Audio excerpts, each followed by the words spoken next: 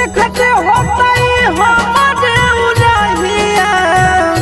बैठी के पिपरा के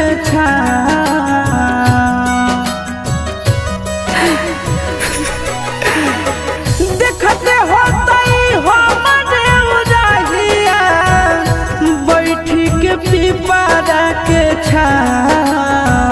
रुक रुक रुक अरे टरेनिया रुक रुक रुक रे टरेनिया ले ले चल जनुआ के गाँव रुक रुक रुक रे टरेनिया।